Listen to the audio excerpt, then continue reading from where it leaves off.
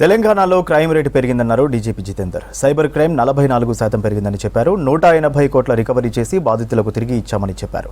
Drugs లేని రాష్ట్రంగా మార్చడమే లక్ష్యమన్న డీజీపీ డిజిటల్ ఎఫ్ఐఆర్ చేసిన తొలి రాష్ట్రంగా రికార్డు సృష్టించామని చెప్పారు. ఫోన్ ట్యాపింగ్ కేసులో విచారణ కొనసాగుతుందన్నారు డీజీపీ.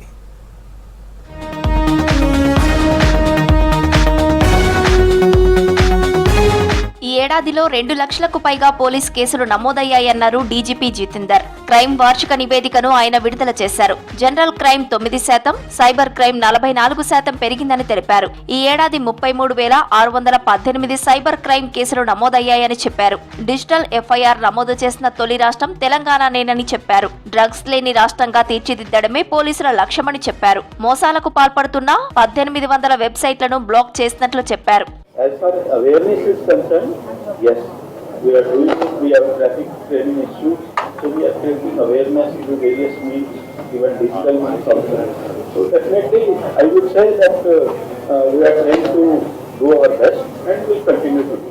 కొత్త నేర చట్టాల అమలు కోసం పోలీసులకు శిక్షణ ఇచ్చామన్నారు డీజీపీ జితేందర్. 1525 కిడ్నాప్ కేసులు, 703 చోరీ, 58 దోపిడీ, 856 హత్య, 2945 అత్యాచార కేసులు నమోదు చేశామని చెప్పారు. డయల్ 100కి 16 లక్షల ఫిర్యాదులు వచ్చాయని ప్రకటించారు డీజీపీ. సైబర్ క్రైమ్ లో మొత్తం 180 కోట్లను తిరిగి బాధితులకు అప్పగించామని చెప్పారు. But definitely we are committed to improve the safety of the women and reduce this crime in future. Victim compensation also in 428 cases, 5.42 crores were paid to the victims in their cases.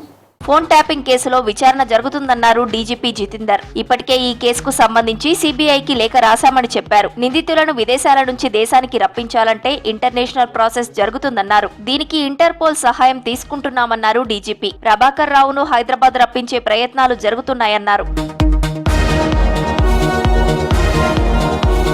Sandhya theatre తొక్కిసలాట ఘటనలో విచారణ జరుగుతోందన్నారు DGP. Police శాఖ పరంగా ఎలాంటి సమస్యలు లేవన్నారు.